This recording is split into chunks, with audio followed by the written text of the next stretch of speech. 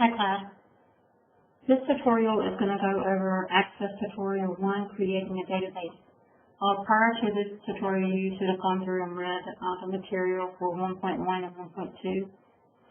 So we can go through, and I'm just going to go through the actual tutorial for Chatham to kind of show you some of the features of using an Access database.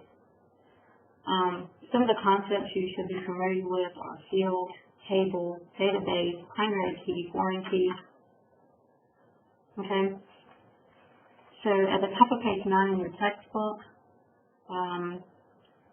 you can see that I've already opened Access, and here to your left, you can see recent files that I have opened. There's an option to open other files. There is a search for online templates, and there's also suggested searches that Access provides for you. We're going to select the blank desktop database. And from here, we're going to type in Chatham. All right. We're going to select a folder to identify a specific location that we would like to save it. Select OK. And then, again, you can see the file name. You can see our file location. Again, you can always change the location by selecting the browse folder. We're going to select Create. All right. From here, we're basically going to go into creating a table in datasheet view. So this is currently your datasheet view. Here, over to your left, there's an option. If you select the drop-down arrow, you're currently in datasheet view. There is also a design view that we will discuss later. Okay? So the first thing we're going to do is rename the default primary key. And our ID number here is going to be our primary key. So if you right-click on this specific field, you're going to select Rename Field, and we're going to type in Visit ID.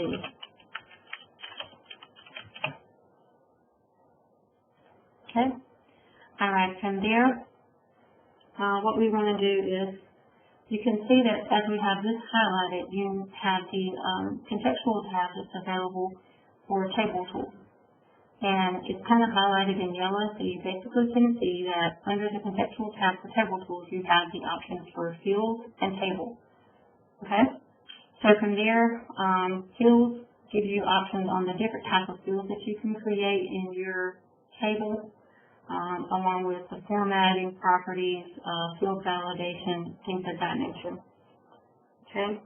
So we're going to look at specifically changing the data type for your Visit ID.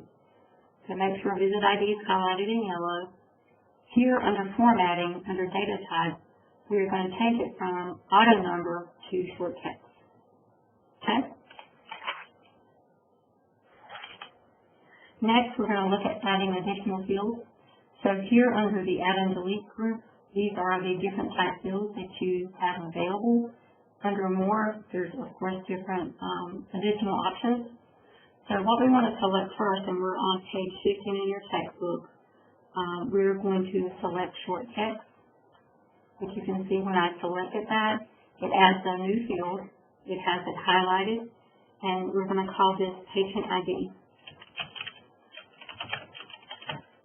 Okay? Next, what we want to do is we're going to select date and time. Okay? So that adds us a new field. Okay, and we're going to call this, of course, Visit Date. And as you can see, I'm not putting any spaces, so in Access, your field names cannot have any spaces in it. When we go over into Design View, you can create kind of like a display name that will have a space in it, but all your field names cannot have spaces. Okay, so that's why when we create each, there can be no spaces. All right, so next what we want to do in step 5 is that we're going to click to add. So this option has been here the entire time. So you can add or delete specific fields here, or you can also select click to add here on your actual datasheet view. From here, we're going to select the drop-down arrows and select short text. All right, and we're going to type in reason.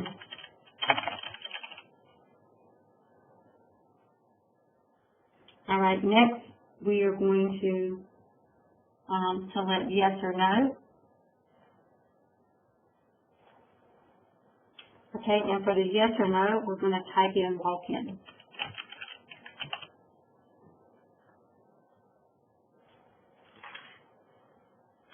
So if you turn over to page 16, basically you should see that we have visit ID, patient ID, visit date, region, walk-in, okay? And you can see from here for walk-in, we selected that as a yes or no field. So the checkbox means basically if the box is checked, that's a yes. If it's left unchecked, then that's a no. Okay?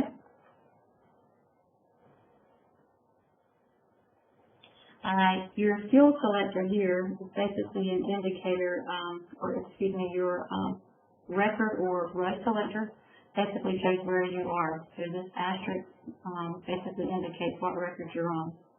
Okay, so now we're going to look at entering some data. So at the table for 111,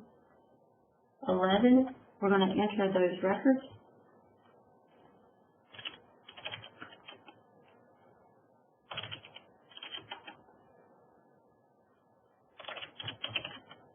And I'm just going to enter the first two. And then you guys can enter all the additional information. Alright, so you can see in figure 111 for the first one, which is the 1550 visit ID, the walk-in is a yes. So if we check that box, then that indicates that that was a yes for the walk-in. Okay? As I'm putting in each record, when I complete filling it in, you can use your tab key to tab over to the next field that you need to provide input for.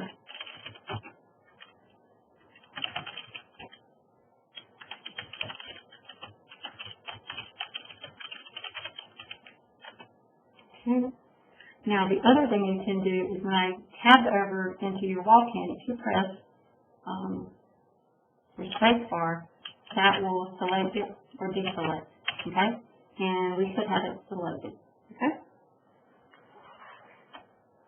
So basically page 17 just kind of goes into actually filling in that information.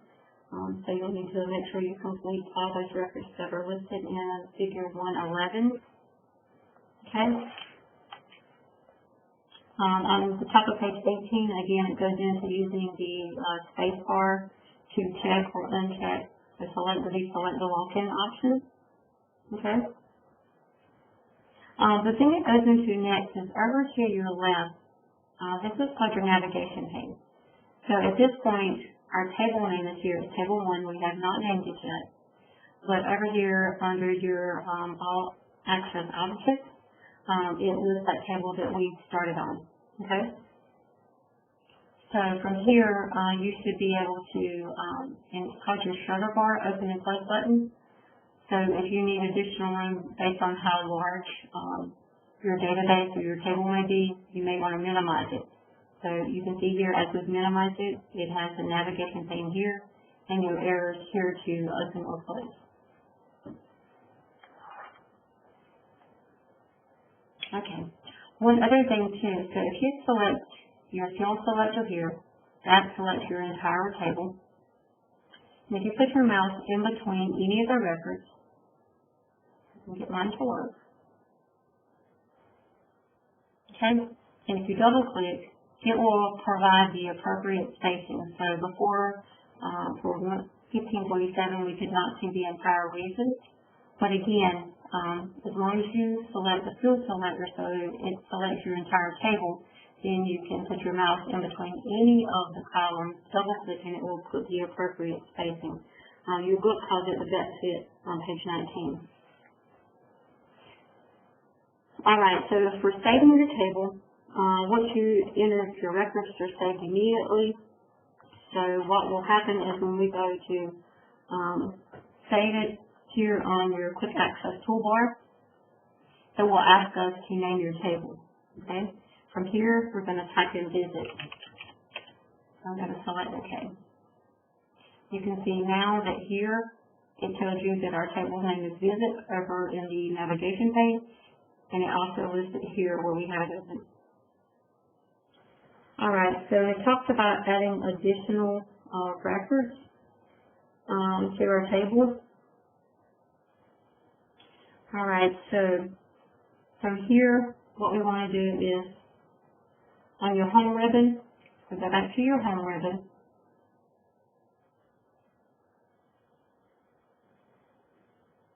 Okay, so from here on your home ribbon, we will select the new, and you can see we are already in the new. So if I select this record, okay, so if we select the previous record and I select new,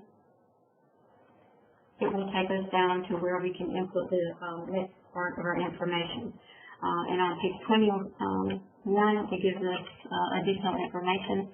Again, I have not included all the other records, so make sure you go back and add those because it could throw you off if you're trying to put your information if you're missing things.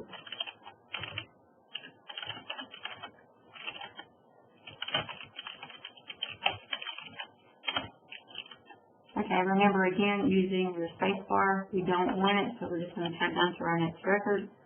1560, 514, 415, 2015, influenza.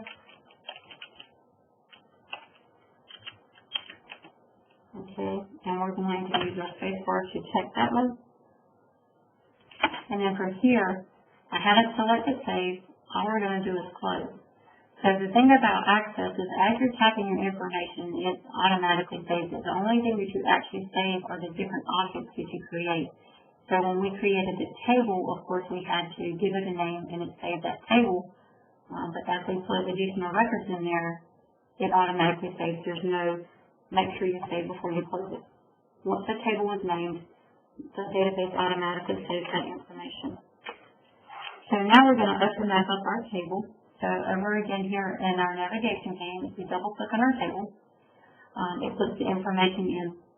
One thing to note, with your primary key, it will automatically sort these based on this specific number. So if you put information in while you have the table open, that's not in order, when you close it and open it back up, it will sort it for you.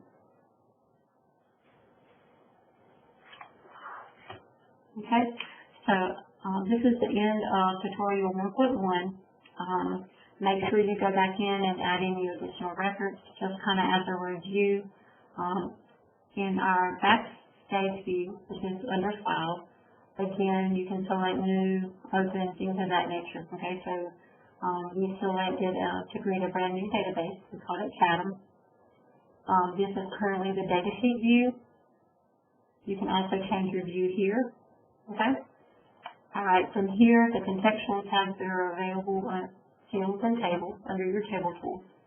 And we specifically looked at the different type fields that we could create. So short text, number, currency, yes, no, date, and a variety of options. Okay. We added different fields based on just selecting here from our add and delete group. Or you can actually use the click to add here and select the drop-down menu to add specific things. Okay? From each record, you can change what type it was based on your data type here. Okay, and the only one that we actually changed was for our visit ID, so we did not use auto number. We also saved our information. This indicates that this is a new record for the field. I go back in just for a second and add one of the additional records that I did not include to begin with.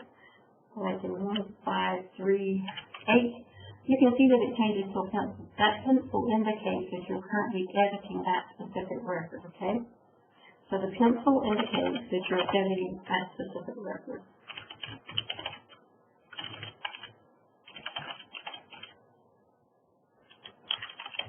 And again, when you tab over, you can use your space bar to check or deselect.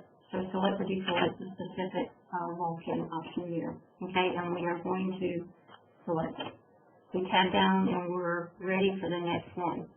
One other thing, so if you can see here, 1538, that's not in order. So if we close it because it saves our information as we work, over in the navigation pane, if we double click, you can see that it automatically puts that information in order based on the visit ID, the primary key. Okay? So So I will upload 1.2 tomorrow. So if you have any questions on anything that I've covered, please make sure to ask. I'd be glad to help. Thanks.